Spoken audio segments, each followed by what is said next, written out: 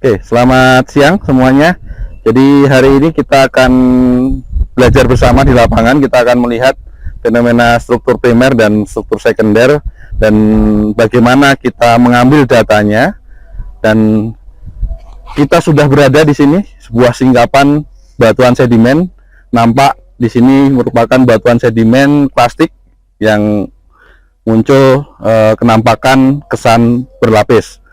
Nah, perlapisan di dalam batuan sedimen ini menunjukkan bahwa ini adalah sedimen plastik, di mana saat terbentuknya ini bersamaan dengan terbentuknya batuan.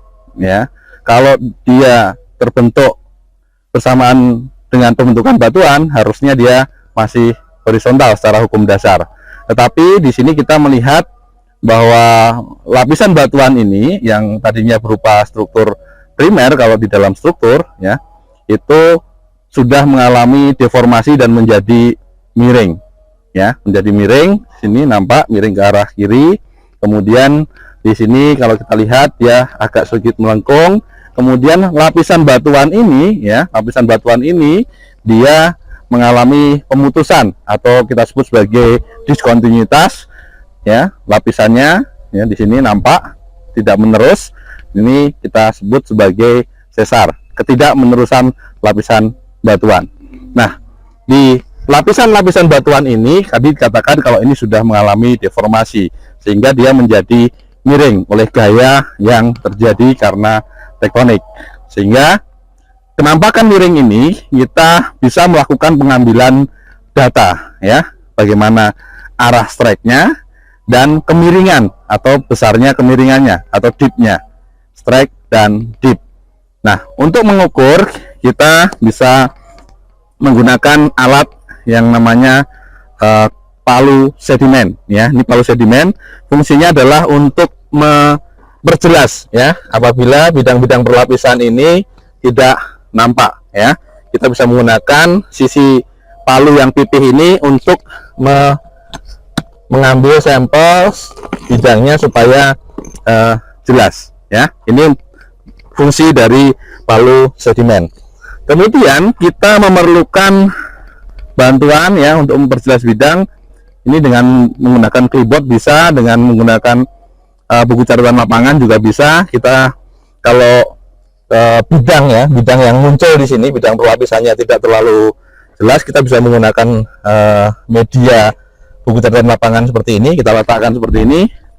Kemudian baru kita menggunakan kompas ya. Kompas geologi ini ada pembacaan asimut dan ada pembacaan kemiringan atau incline-nya ya, incline-nya.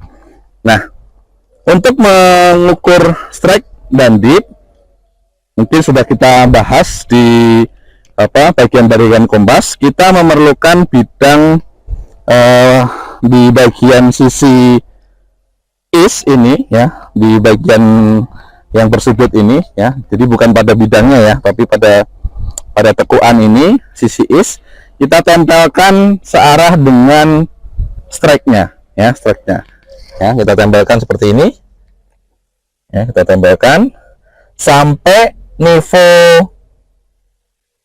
mata sapi itu di tengah ya, nivo mata sapi di tengah.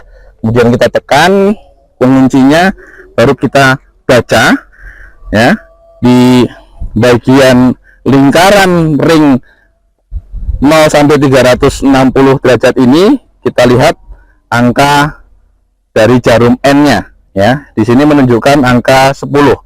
Berarti strike-nya adalah N10 derajat is ya. Jadi dari arah utara 0 derajat itu 10 derajat searah jarum jam ya.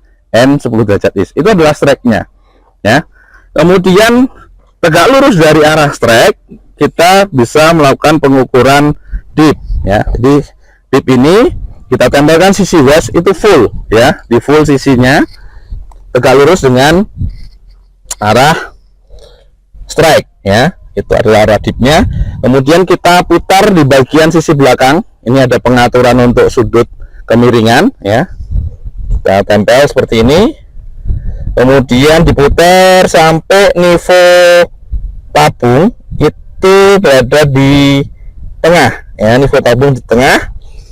Selanjutnya kita bisa baca posisi di pembacaan kemiringan ini ada di angka 16 derajat, jadi miringnya adalah 16 derajat tipnya, sehingga nanti kita bisa menuliskan di dalam struktur itu adalah strike, kemudian dipnya tadi strike-nya adalah N 10 derajat is garis miring, dipnya adalah 16 derajat, jadi N 10 derajat is garis miring 16 derajat.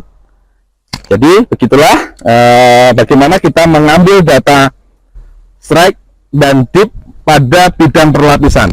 Jadi bidang perlapisan ini adalah merupakan struktur bidang.